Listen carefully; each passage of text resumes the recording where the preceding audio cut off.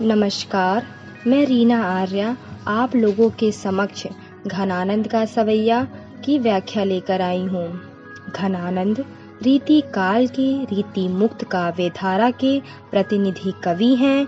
उन्होंने अपनी रचना सुजान हित में स्वयं को नायिका यानी प्रियतमा के रूप में तथा अपनी प्रेयसी सुजान को नायक यानी प्रियतम के रूप में देखा है। आज हम घनानंद का सवैया सोवत भाग जगे सजनी की व्याख्या करेंगे। सवैया है सोवत भाग जगे सजनी दिन कोटिक या रजनी परिवारे नेह निधान सुजान सजीवन औचक ही उर बीच पधारे सौतिन तेतिये पाए इको से भरे भुज सोच संकोच निवारे वैरिनी दीठी जरो घनानंद योजिए ले पल पाट उघारे। अब हम इसका प्रसंग देख लेते हैं। प्रसंग है यह पद्य कविवर घनानंद द्वारा रचित रचना सुजान हित में से लिया गया है। इसमें विरहिणी द्वारा देखा गया प्रिय मिलन का स्वप्न चित्र है। ऐसे ही विद्यापति सूर आदि अनेकों महाकवियों ने विरहिणी की आंखों के लगने पर इस प्रकार के स्वप्नों का मार्मिक चित्र खींचा है, जिसमें पल भर को स्वप्न में प्रिय मिलन का सुख पाने वाली विरहिणी आंख खुल जाने पर कातर हो उठती है।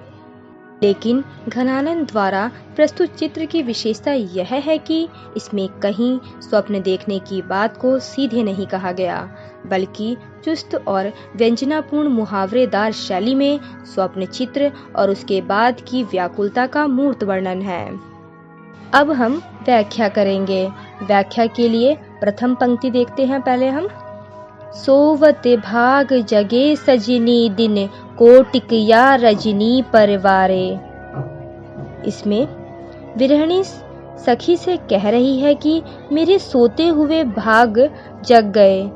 यहाँ दूसरा अर्थ है कि मेरे सोते ही मेरा भाग्य जो सो रहा था जग गया।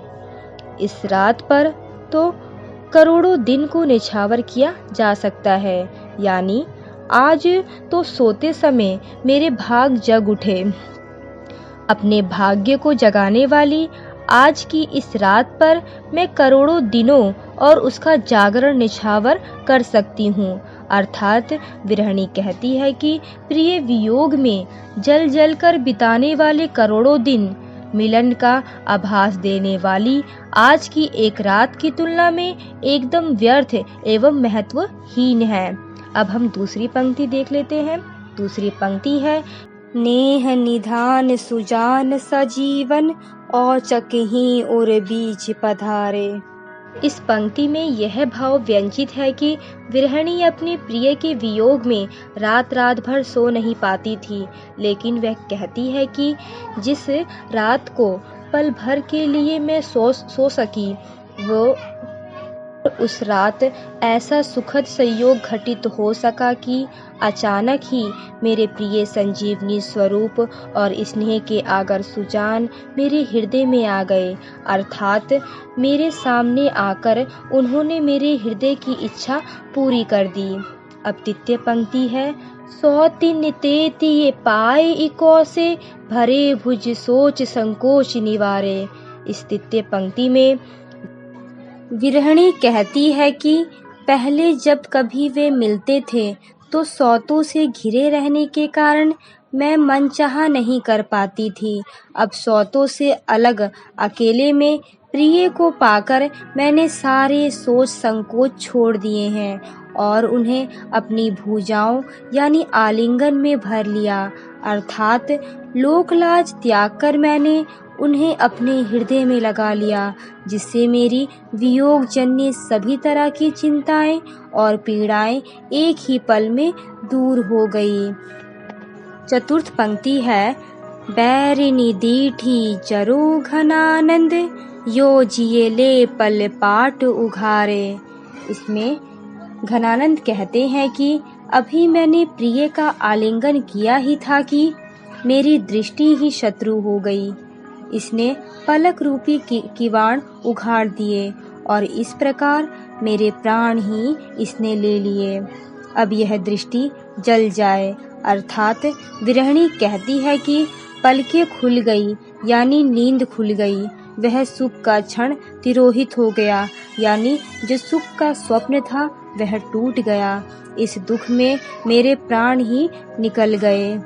यहाँ भाव यह है कि कोई प्रिय को आलिंगन में ले तब तक कोई दूसरा घर के किवाड़ उघाड़ दे या खोल दे।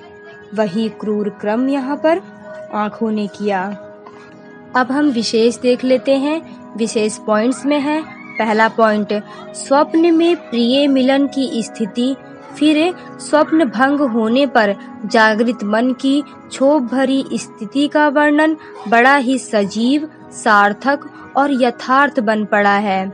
दूसरा पॉइंट, पद्य में कवि ने माधुर्य गुण से मंडित गद्यात्मक भाषा शैली का प्रयोग किया है।